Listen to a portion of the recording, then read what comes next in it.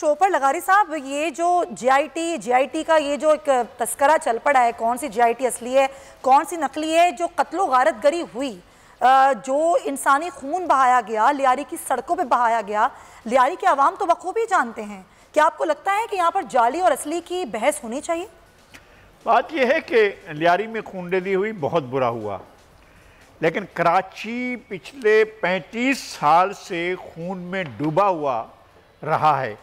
कराची की कौन सी गली है, कौन सा मोहल्ला है, कौन सा इलाका है, कौन सी जगह है जहाँ पर खूनरेज़ी नहीं हुई? लियाकताबाद में लाशें पड़ी थीं, पाक कॉलोनी में लाशें पड़ी थीं, नॉर्थ नाज़ाबाद में लाशें पड़ी थीं, और एक एक वक्त में हमने एक से ज़्यादा, 2 नहीं, 3 नहीं, 4 नहीं, दर्जनों लाशें एक ही वक्त में देखी हैं और लोग पड़े हुए थे। सारी की सारी खूनरेज़ी का कोई ना कोई तो होगा जिसकी जवाबदेही होगी, कोई ना कोई तो इसका जवाब देगा। उज़ैर बलोच क्या था, उज़ैर बलोच की हैसियत क्या थी, उज़ैर बलोच कहाँ से आया था, वो कैसे इस सारे अमल में शरीक हुआ, ये एक पूरी दास्तान है कि जो किसी ने सामने आएगी। मेरा ख्याल है कि इस पर सियासी पॉइंट स्कोरिंग अगर होती रही तो फिर हम मसले के हल की तरफ नहीं जाएंगे। अगर इसको खेल बनाया गया तो फिर खेल चल नहीं सकेगा। मेरे ख्याल में होशमंदी से काम लेना चाहिए। जो चीज़ें आ गई हैं, इन चीज़ों को पहले आप हल होता हुआ देखें कि क्या इसके ख़िलाफ़ कार्रवाई होती है, क्या ये सारे मुकदमात बनते हैं, क्या इस जीआईटी पर अमल दरामद होता है, क्या ये मामलात कोर्ट्स में जाते हैं और जाकर उसका कोई नतीजा निकलता है। मैं कहता हूँ खुदा के वास्ते यार कहीं से शुरू करें। इंसानी खून सस्ता नहीं होता है। इंसानी खून ये नहीं होता है कि जनाब वो गिर गया तो बस वो बस रज़ के खाक हुआ, कौन भूल जाए। लेकिन वो तो नहीं भूल सकता ना जिसके घर का वाक़या हुआ है, जिसका बाप मर गया, जिसका बेटा मर गया, 259 खानदानों या 198 लोगों। बिल्कुल आप सही कह रहे हैं कि जिसका जाता है ना प्यारा, उसी से पूछो। ये इस पर सियासत तो बिल्कुल नहीं होनी चाहिए। शर्मिला, चलें असली और नकली की बात हम रहने देते हैं, लेकिन मेरा सवाल आपसे ये है कि जब 2006 में उज़ैर बलोच को गिरफ्तार किया गया, 2008 में उसकी ज़मानत हुई और उसके बाद जो कत्लो गारत गरी 2013 तक हुई, अगर पाकिस्तान पीपल्स पार्टी चाहती तो उस वक्त गिरफ्तार किया जा सकता था। सिंध हुकूमत उस वक्त ज़ाहिर आप लोगों की ही थी और आप लोगों की हुकूमत थी, उस वक्त गिरफ्तार करते और कार्रवाई करते, क्यों उसको आज़ाद छोड़ा गया? देखिए समैया, अभी आप बता रही हैं कि 2006 के अंदर गिरफ्तार किया गया, फिर छोड़ा गया, फिर 2008 के अंदर गिरफ्तार किया गया, फिर छोड़ा गया। तो अदालतें अपनी कार्रवाई भी कर रही थी और मुकदमात भी बन रहे थे और मुकदमात हो भी रहे थे और इन्वेस्टिगेशन भी हो रही थी।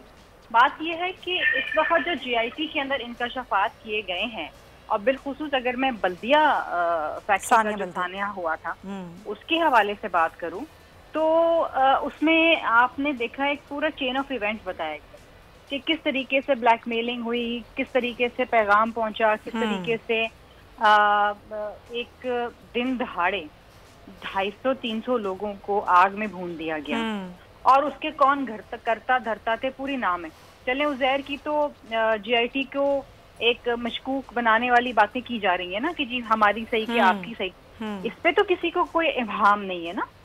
मुझे ये बताइए कि आज वही लोग आज वफाक में पीटीआई के हामी बने बैठे हुए हैं, हुकूमत बना के बैठे।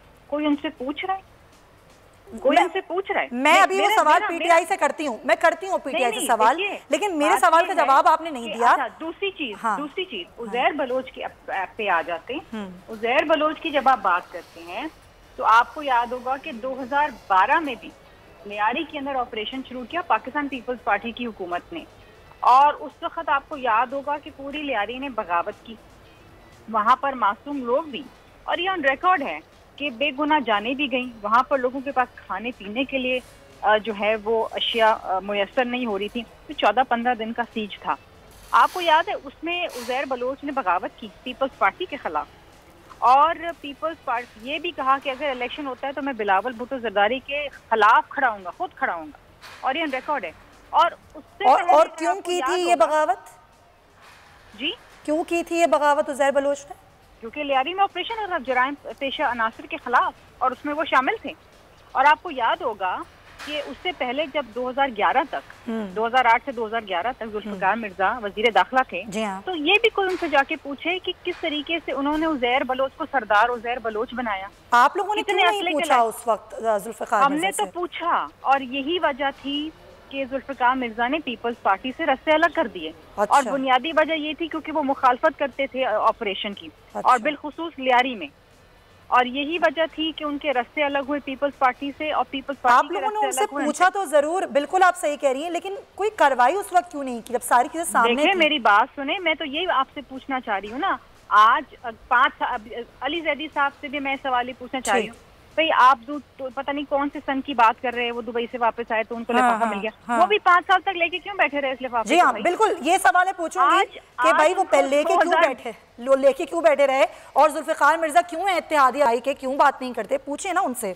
बहुत शुक्रिया आपका शर्मिला फारूकी साहब। लगारी साहब, अभी खबर मैंने दी थी APC की, और बिलावल भुट्टो रहे पंजाब में गए, लाहौर में कई दिन ठहरे, उन्होंने पैगाम भी भिजवाया शहबाज शरीफ को, उसका जवाब आज आया है और वो APC पे बात भी हो रही है। क्या लग क्या रहा है, पहले वाली APC से ये वाली APC कितनी मुख्तलिफ होगी, कुछ कर पाएगी अपोजिशन? इस हद तक तो मुख्तलिफ होगी कि इसमें शहबाज शरीफ साहब खुद मौजूद होंगे, अगर वो होंगे। हाँ, लगता ये है कि वो इसमें मौजूद होंगे, इसलिए कि बहरहाल अपोजिशन को मिलकर कोई हिकमत अमली बनानी है। पहली बात तो ये कि अगर टारगेट ये है कि हुकूमत को ख़त्म कर दें, तो ये कोई ऐसा टारगेट नहीं है जिस पर सबको खुश होना चाहिए। असल बात यह है कि मासस के बेसिक इश्यूज़ को वो कैसे उठाते हैं, लोगों के मसाइल को कैसे उठाते हैं। महंगाई ने कमर तोड़ के रख दी है, लोगों की खाल उतर गई है, लोगों की ज़िंदगियां हराम हो गई हैं, और पाकिस्तान की एक बहुत बड़ी आबादी जो है वो गुर्बत की लकीर से नीचे चली गई है, और हुक्मरान जो हैं वो जश्न मना रहे हैं। हुक्मरान के जो जितने भी स्टेक होल्डर्स हैं वो हुकूमत में बैठे हुए हैं और वो अपने प्रॉफिट्स कमा रहे हैं, उनके मज़े आ रहे हैं, उनके सही कह रहे हैं आप। ये मरियम साहिबा को देख के मैं सोच रही हूँ कि क्या मरियम नवाज साहिबा की कोई, आपको लगता है कि कोई शिरकत होगी इस APC में, क्या कोई खामोशी टूटेगी, क्या वो आएंगी पहले की तरह? मेरा ख्याल है कि ऐसा होना चाहिए। उनका आना सियासत में एक अच्छा शगुन होगा।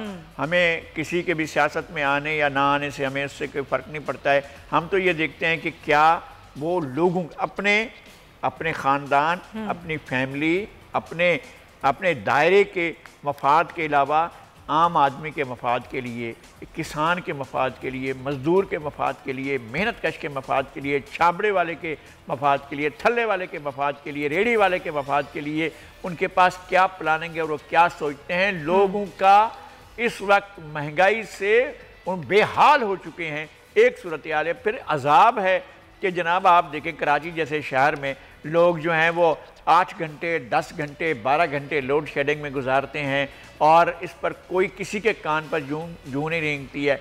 ऐसा होता है कि कराची में इतना 1 यूनिट पर बिजली का इतना बड़ा इंक्रीज अब ये 3 रुपए का इजाफा किया गया है ना पर यूनिट। अच्छा, ना सिर्फ लोड शेडिंग होती है, क्योंकि मैंने इस पर अभी ब्रेक के बाद बात करनी है, तो मैं यही बता दूं कि ये कातिल चुकी है, ये लोग कत्ले आम कर रही है। ये के इलेक्ट्रिक बिजली नहीं देती, लेकिन करंट लगने से आज के दिन में 6 अफराद जाँ बहक हो चुके हैं। पिछली मानसून की बारिशों में भी कई जाने लेने वाली के इलेक्ट्रिक को कोई पूछने वाला नहीं है।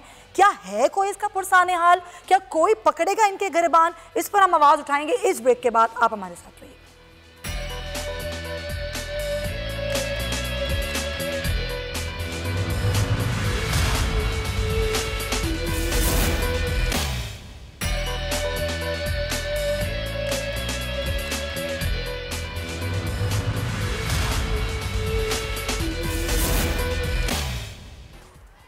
बारिश तो अल्लाह की रहमत होती है नाजरीन, लेकिन ये कराची वालों के लिए जहमत इसलिए बन जाती है कि एक जानिब तो ये भरे हुए नाले हैं जो कचरे से भरे हुए हैं, और इनको साफ़ करने का ख्याल आता है सिर्फ चंद दिन पहले जब मानसून की बारिशें स्टार्ट होने वाली होती हैं। दूसरी जानिब है कातिल इलेक्ट्रिक। मैं तो यही कहूँगी क्योंकि 6 अफराद की जान ये कातिल इलेक्ट्रिक ले चुका है। आज के ही दिन में कई अफराद करंट लगने से जाँ बहक हो गए। क्या गुजरी होगी उनके घर वालों पर?